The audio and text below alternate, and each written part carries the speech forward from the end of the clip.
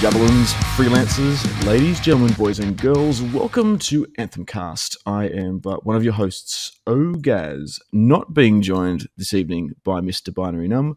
Unfortunately, the man is having some difficulties today, but no doubt I'd be keen to introduce you to a very special guest today who's joining us, of course, hailing from Canada. And we had some conversations last week with Adrian Waters, who was, of course, Storm at E3. And it's interesting to introduce and meet Tavia Pereira. How are you? I'm doing pretty good. How are you doing? I'm not too shabby. We're kind of opposite ends of the spectrum here. It's 10 p.m. And you've got, what have you got right now? 8 a.m. 8:30? 8 a.m. Yeah, 8:30. On a Sunday.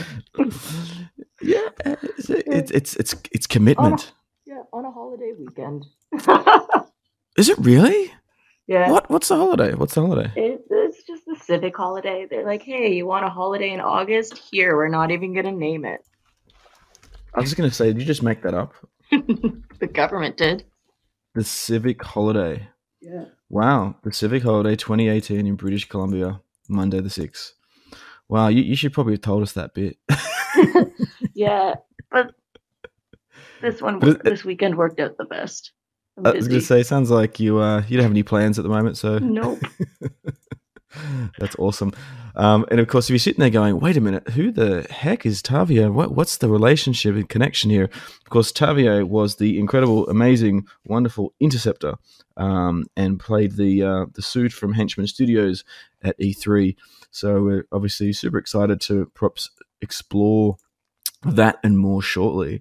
But I do have to wonder, I mean, we're obviously curious as to the journey to what you've been doing to this point, but I mean, how long, I mean, in terms of gaming, we were talking before the show, what's the thing that I guess drives your fascination and interest in this whole industry?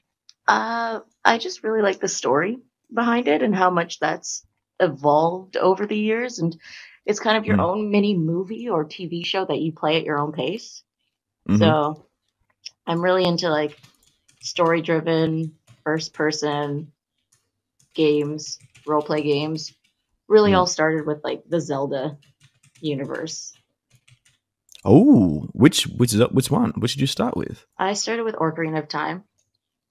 Oh, wow. Yeah. Now that's a callback. So Nintendo 64 originally, or was it more the replay later on 3DS? N64. Wow. That was that's probably the greatest in most people's minds. Like when people call it the greatest of all time, that does rank. Yeah. Sometimes I think I should play it again, but then my TVs are too high quality to play the game anymore. Oh, well, you could. Have you got a 3DS? No. Because that was the best part of the 3DS. They re-released that. They did a sort of like a HD update and completely re-released it for 3DS. Oh, wow. So it was pretty cool to play that. Like it was a good, it was a good, if you're on the plane or you're in transit, it was a good opportunity to do that. But wow, that's pedigree. That's awesome. So from there, you mentioned things like Assassin's Creed and whatnot. Yeah. So I'm playing my way through the Assassin's Creed universe right now. I'm on 3. Wow, what would you didn't play them at launch, or No, you're kind of going through them now? I didn't play them at launch. I always had a Nintendo. So obviously there's very choice games on Nintendo. So found myself a boyfriend with an extra PlayStation, and I've been playing Assassin's Creed beside him while he plays nonsense games like FIFA or Fortnite. Oh wow, we just lost some listeners then. I like how you pulled in FIFA's like the biggest selling game in Europe, pretty much. So we lost half of Europe then. And then the second thing you said was what? Fortnite. So I lost all the males. Well, yeah, that's pretty much the entire internet, isn't it? Like, dear. it's like 50 million players going on Fortnite or something ridiculous. So anyway, whoever's left, stick around, right? Because we got stuff to talk about. But I'm just curious with the Assassin's Creed stuff. So you've gone from 1, so you're up to 3 now. Yeah. So you've done 1, 2, and 3 recently. Yeah, and all the 2s. Oh, that's Okay. my one. Oh, such a good storyline. Oh, he is good. He's good. So where when you started at 1 and then you went to 2. So for me, when 1 came out, it was, it was different and new, but there's a lot of frustration to it. And 2 kind of started to perfect the problems it had. So are you you're doing 3 now? Yeah, I'm on 3. All right. Okay. Those problems came back. Yeah, they did. I'm just mainly finishing it for the sake of finishing it at this point. Are you gonna move on to 4 after that? Yeah, Because I got Black Flag waiting in the wings. Yes. Waiting to go. It's kind of, you're lining up your punishment for the future because absorb it, get 3 done, and Black Flag will be the opus. That game is so good. That's exciting. And then the online world for you in terms of gaming is quite fresh. Yeah, it scares me. I don't like it. That's actually what makes you say that? What's the scare part? Is it brings back memories of when I would play video games with my cousins and they would just like sit in the wings and like pick me out and I'd basically just like spawn and then die immediately. Yeah, I'm not very good, and it doesn't give you enough time to learn how to play the game without so much frustration. I can see that. Hopefully, Anthem will be the antithesis of that. Like in that you'll be able to. Nobody's there to pick you out except for like the bad guys, but they learn with you. That's right. It's funny. Like that very point has been a bit of a contention for some people who have talked about the idea that there is no player versus player in Anthem to come. But I think in your case, like a lot of people, I think it's actually quite refreshing for some because they know that they can focus on that local cooperative experience as opposed to competitive experience. It sounds really nice. Awesome. Well, look, I've got to wonder. You've been through in terms of your work up until recently. Obviously, as I said, we're very interested in the work with Henchmen and the fit out with the Interceptor suit and so forth. But you've been. I mean, how long have you been acting? What's that pedigree? It's pretty been like a life thing. I've always been acting. It's just one of my hobbies all throughout like elementary school and high school. And funny enough, I went to university to study acting because I wanted to go to law school. And they were like, yeah, you can have any undergraduate degree if you want to go to law school. And went through the process, wrote the LSATs, went, this sucks. Don't want to do this for another 4 years. I'd rather go with acting. And so I've been doing that for 5 years and I'm now part of the acting union on some represent. Yeah. So that's like, I mean, so were you always doing like theater at school and all those kind of things as you were leading up to that career? Yeah, I've been mainly doing theater at school, but since I've graduated, it's been film, TV, and I'm trying to break into video games. Right. So is that the link? That's the link here. I hope so. Fantastic. Oh, that's cool. Hopefully we can be part of that journey, because certainly we'll be able to share with the masses, what you've been up to. Because I was having a look through, what you have been doing. You've been doing a bit of a mix of voice and acting. And I think the latest thing I noticed there was it Half Caste and Hybrids? Oh, yeah, that thing. Can't Escape, Falling Water, No Boys Dorm, Ghost Squad, that cartoon. So, what's been that journey? Has that been sort of just gigs you've been sort of applying for, or has it been been referred to places, or how's that worked for you? It's been a mix. So, like the earlier credits have been all ones that I found either like online. There's this great website called Mandy.com for unrepresented actors, and I found a lot through there. And then some of it's been like referral and. Within the past like year and a half, I've got an agent, so they get all my stuff and it's on to like bigger and more like reputable things. Congrats! I guess that would be like the big step, right? Now you've got an agent to represent. Sweet. And you were, so what, I mean, what's been that experience? Because as I mentioned here, it looked like you were doing a role, and then you had a voice role, like in Can't Escape. Was that just pure voiceover, or what was that for? Yeah, that was just a voiceover. Yeah, right. Played a newscaster on TV. Oh, what were you? Wait a minute. Were you off screen? How come you weren't? Yeah. Ah. Yeah, it was off screen. It was like on radio or something. Okay. Cool. All right, so there's a tendency to focus on that, and then what about Ghost Squad? So Ghost Squad's obviously so was it a voiceover? Was it cartoon that you did that in? Yeah, that's a cartoon. Yeah. That I found on Voice Actors Alliance. Yeah. Yeah, it's actually pretty funny. If you ever want to watch it, I'm gonna have to check it out now. In fact, I'm watching it right now. It's actually really good. That's cool. And so, was that the first serious stint into sort of actual voice acting? Because I guess the other things were sort of smaller gigs, but this is a dedicated voice gig. Is that the first one you've done? No, I wouldn't say like any of those ones that are on my IMDb are like dedicated voice gigs. They're like little small ones I like recorded at my house. Mm-hmm. I did do a cartoon for Mondo Media, which I would say would be like my biggest voice gig. It's called The Line. Right. Yeah. Yeah, that one was the one where I actually got to go in and record in a studio, which is pretty cool. Nice. So that was as opposed to sort of recording and sending it in from home kind of thing. Yeah. which I have come across. I know that it's actually become quite common, isn't it, these days, where you'd have voice actors with a series of dialogue and the old school of, I'm thinking like the old round tables of The Simpsons, for example, where Hank Azaria and a lot of the other guys would sit in a table and just bounce off each other. It's almost like those days are dying because people can just do it all remotely from home. Yeah. Which, I don't know, I mean, do you think, does that affect the dynamic in terms of if you're having interaction between characters? Does that change the dynamic of it, or is it easier to do it when you're together? Or I think it's easier depending on what you're doing. Like with like quick banter, witty stuff. I think it's easier to do with like the other person in the room.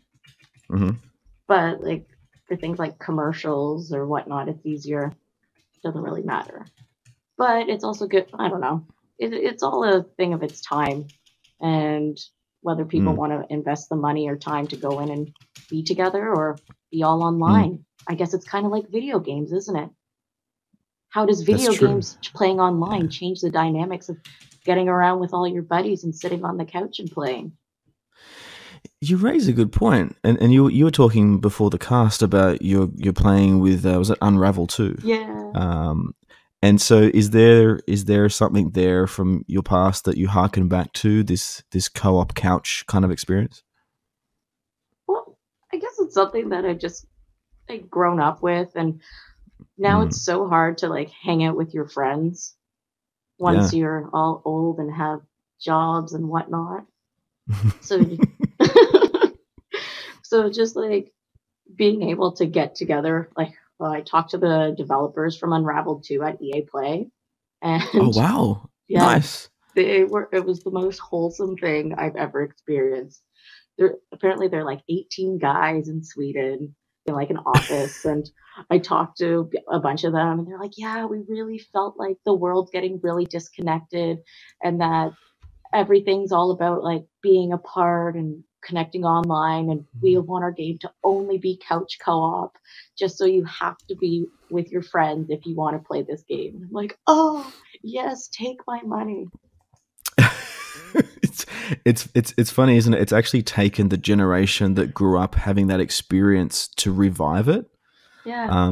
So we now find that those people that who are of our I guess that age group are now moving into programming and design, and are now starting to design the things that we loved dearly. So and it's telling, even things like we spoke last week with a few weeks ago, with Adrian, as I mentioned, of course, Storm, your colleague in crime at E3, and he talked a lot about Halo and so forth, and Halo had that very unique couch co-op experience. But over the last 3 years, even that game, which was so synonymous with fathers and sons played it together, siblings played together, partners played together. But over the last 2 versions of that game, you haven't been able to do that. And people get upset about that. It's almost like at first people are like, oh no, it's just rose tints. It's just rose tinted glasses. But it's actually seems to me, as you described with Unraveled, hopefully this is a trend. I hope so, because it's frustrating to be like, oh, I'd like to play that game. Oh, wait, we can only play one at a time unless I go out and buy a PlayStation and the exact same game. And then buy a TV. And another TV. So I can play this with you. And then you got to plug them both into the internet. Yeah. And then the quality goes down. So it's frustrating. It's interesting. It's very. I wasn't expecting you to come out with that. I'm quite impressed with your exposure to that and the excitement that obviously you have with Unravel too. Because that was the last game I'd expect someone to mention in this interview. It's the best.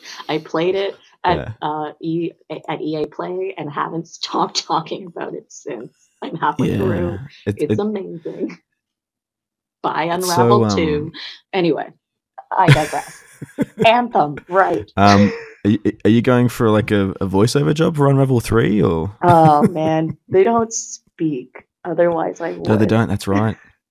Yeah, you got me there. There's no voiceover at all. That's true.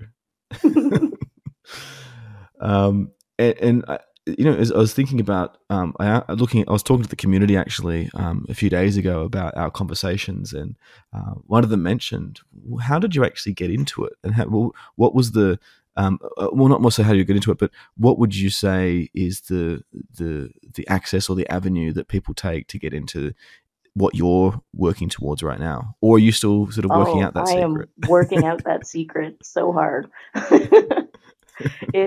It's a very close-knit industry, especially in Toronto, where I'm based out of, because there aren't very many like union video game producers in Toronto. Like EA works out of Vancouver, and UB works out of Montreal, and UB just opened an office in Toronto like 3 years ago. So it's very like close-knit, a lot of like right place at right time sort of thing. And I took a course on video game acting, hopes to get my legs up and like, I know what I'm doing. Look at me in the suit.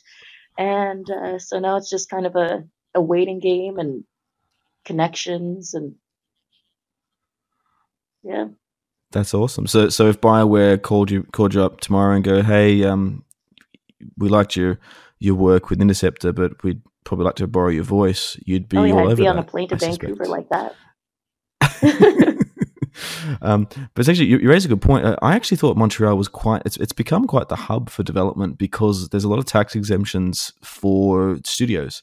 I think there's some government incentives and a few other things that happen in Montreal, particularly in most of Canada, that actually developers benefit from significantly. So have you seen any of that, or is that sort of that's kind of new information to you? That's new information to me, but it makes sense.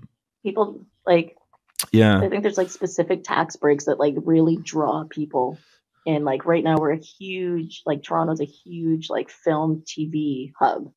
Huge, like half the things you watch on TV set in America, filmed in Toronto. Wow. It's not surprising. Yeah, I think that seems to be the gist of what's going on. It's just cheaper. There's just more benefits than doing it in anywhere in the US. But that's a good thing for you, because that means they're coming to you. Yeah. That's cool. Okay, well, I'll definitely flick that back to the community in terms of questions. I quite like that one.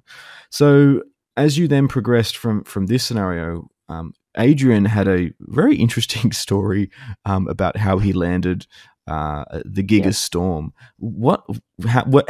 Give us, what was the first conversation? What was the notice that, okay, I'm going to be Interceptor, or I'm going to be doing something with a studio called Henchman? It was so sketchy. Oh, that was the same word that Adrian used, sketchy. Right. We got the job basically the same way. So we both have a mutual friend, Kiriana, who played Ranger, and she was roommates with one of the costume designers or Interceptor's designer, in fact, friend. And they would go over and play D&D all the time. And she would be like, oh, we've got this project with stilts. No one can do it. This sucks. And then Kiriana was like, oh, blah, blah, blah. And then they ended up getting her in. And she ended up being part of the project. And they're like, great, we have 1 out of 4 suits cast. How do we cast everyone else? And Kiriana and I have taken a lot of stage combat classes together. We just graduated with our advanced actor combatant. So what is that? What is that? Wait. You got to stop there. Advanced actor combatant. Yes. So it's part of the... That sounds awesome. Yeah, it's part of Fight Directors Canada, and basically states that I'm proficient in arm martial arts, rapier and companion. What else did I study? Okay. Small sword, sword and shield, and found weapon, plus all the other weapons that had to precede it. All right, everyone just listening just geeked out. That sounded awesome. So now we're ready to really see the benefits of this. How did this translate into the javelin, into your javelin suit? Well, because my friend was like, "Hey, you've got really good balance because you're used to like wielding weapons.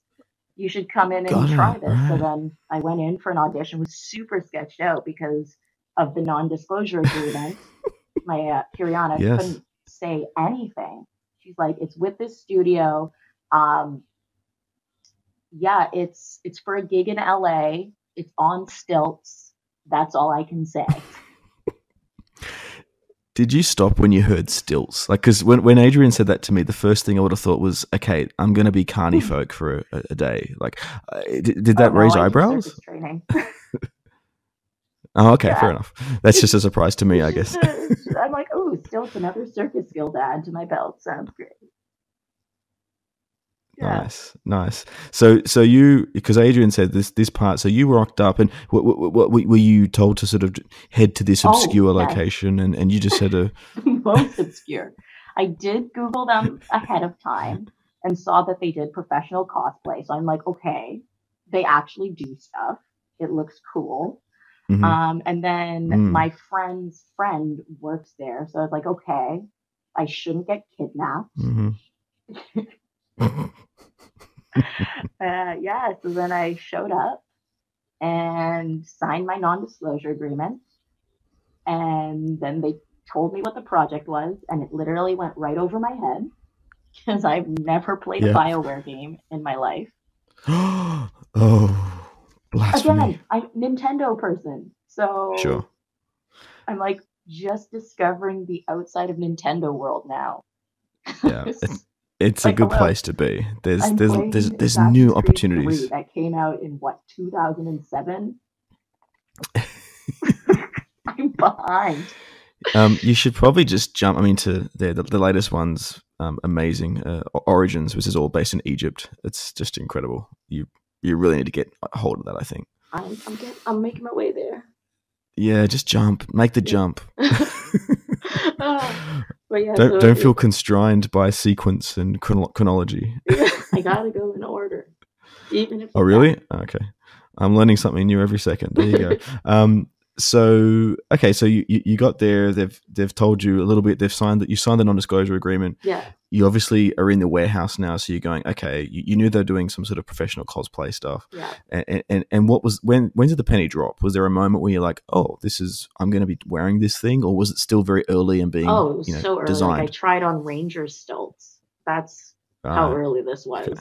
I did my audition in Ranger stilts and just kind of like walked around and got the job. And it was such a slow process because I could see what the Javelin was supposed to look like, but it took 6 weeks for me to look like how I did. Wow. And that was the first kind of cosplay related activity that you've sort of been engaged in, so to speak? I can check it off my bucket list. Yeah. But it's kind of a good tick because usually, when people first engage with cosplay, it's not usually to the expertise and efficiency that that you would have seen from. No, I could not build that myself. I'd probably have like a lime green T-shirt. And that's it. Right. usually it's like, a Halloween outfit or something, but you went the full bore. Like you, you did not pack. So that whole process was 6 weeks from start to end. Yeah. Wow.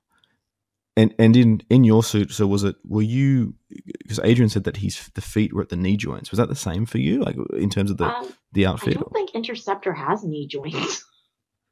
Yeah, right. So your stilts were just... Yeah, my stilts were, the way Interceptor's built, it doesn't really have a knee joint, I guess. Interceptor's kind of like a gazelle or something, or an ostrich with like backward bending knees. So it is an interesting design, isn't it? It makes me think of, as you say, like that, a gazelle, I said, or deer, or some people have compared it to sort of insects, even to a certain extent. But BioWare said it was based off a motorcycle. Did they really? Yeah, I don't know. Oh, that's right. That. No. Well, I don't think you were, but it's all good. You revealed all our secrets. Well, that actually, what? The reason I got excited is because that's exactly what I said at E3. I said it makes me think of a Kawasaki Green Ninja, and which is a motorcycle, and it looks literally, black, white, and green, very sleek. And it almost if you compare yours to the others that you were working with, it's just far more. It just looks far more sleek and manufactured and refined than the others. Yeah. So that was interesting to us, but and I guess what was your, in that experience then, as you suited it all up and you looked at the others? Did you? Oh my gosh! Did you feel like, what was that moment? It was mind blowing because you go in and you do your own suit up and your own rehearsal, and you get used to your process, and then the first time I saw everybody else suit up, this is even before we've got all the bells and whistles. Like, it's basically just like stilts and like silk pajamas. And just watching everybody else in their suit up process was mind blowing because it was so much different and so much more complicated than my design. Yeah. My engineer, Sean, was fantastic and made my suit really, really efficient. Yeah, you're right. Actually, I was just going back to the images again of those suits, and you can really see there's a definite difference in obviously the size, but its stance and positioning to the others. Yeah. And was that made of? What was that? Is it like a lycra or leather? Or? It's like, I think it was a mix of vinyl and leather to get the texture and color proper, and then it was like. Whatever 3D printed plastic is. Yeah, right. And I guess as you started to enter the show and I guess really execute on what this journey was at the beginning, how did it? Were kids coming up to you? Did you feel like someone that was, wow, was awe inspiring, or what was that process? I was really surprised at how like nice and respectful everyone was. I expected people to be like, "Oh, this is so cool," but I guess I expected a bit more like comments, like related to me or not related to me, since there's a lot of like mixed feelings on like BioWare and what Anthem will be like. So expecting a lot of that, but no, everyone, or like some pushing or shoving, but everyone was so respectful. Like EA Play was a bit more like organized, so there was like a nice lineup and people lined up and was just like, and the faces of like the little girls, if they would look up into me and Ranger and see like, oh my gosh, it's a girl in the suit, was really cool. E3 was really strange because everyone would be like really far back and take pictures kind of sneakily from back, but wouldn't come up to us and we'd be like, you can take pictures, like you can come up. By us, I mean me, since poor Ranger couldn't be there. She couldn't see. Yeah, Really?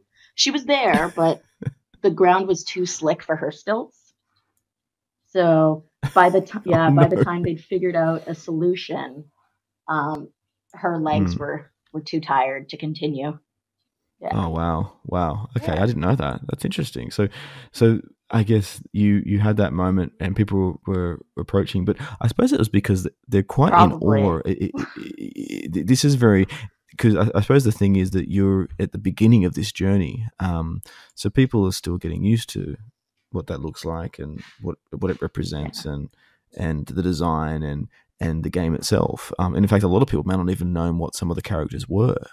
Well, mine was a newly released character. Exactly. Like, they just released it at EA Play. Which leads me to ask, what do you think? Because they haven't really announced a lot about what the activities will be around this particular one. They're talking more about Interceptor soon.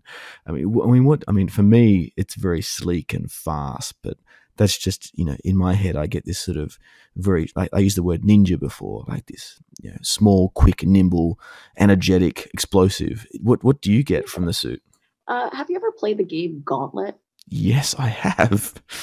It reminds me of the elf from Gauntlet. Just like super fast. Got it. Gets things from afar. Yep. Comes in, quickly kills everything, and then leaves. But like super weak is what I'm.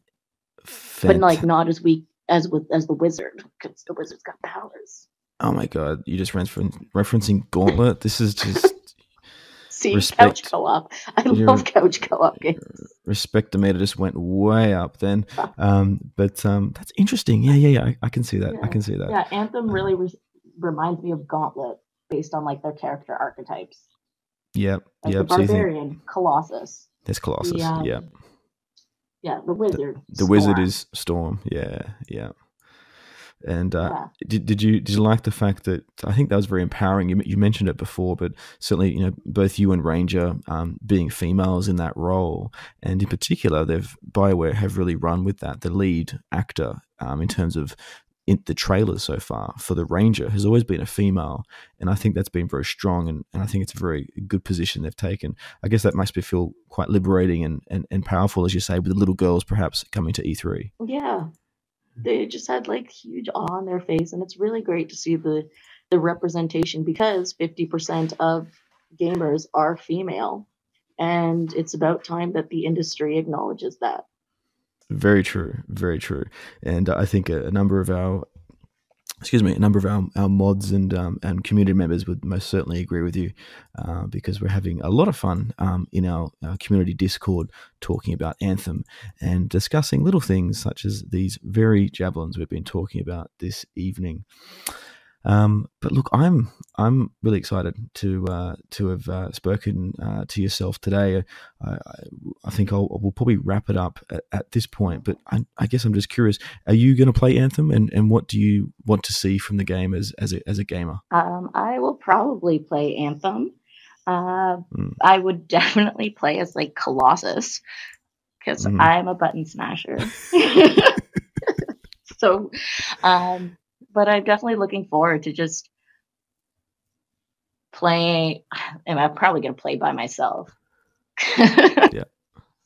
But yeah, no, I'm just looking forward to being able to explore this world. Like, I talked to some of the producers, and they were telling me all the stuff that's going to go into this, and so much stuff that the world hasn't even seen yet, because it's just like base drawings or in their minds, and it sounds like,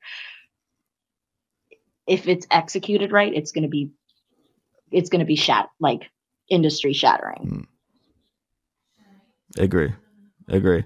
But I'm very excited to look at that, and hopefully, as I said, we'll be able to see more. And you could even join us. You mentioned before, who would you play with? You could join us in the Discord, which is our community Discord, and I'll reach out for everyone now. That's discord.anthemuniverse.com if you want to join us there. You could also follow us on Twitter, which is just at Anthem Universe.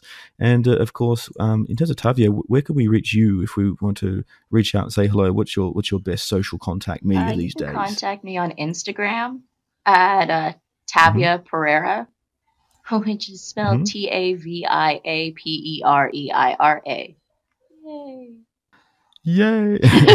That's so cool. Well, Tavia, I'll be sure to share our Discord stuff with you then, of course, later as well. So feel free to drop in the community and say hello, because I know love the guys would love to chat, and we look forward to maybe catching up sometime later this year, and hopefully we can see the love of Anthem and hopefully some more engagement from yourself, whether that be through BioWare or otherwise. All right.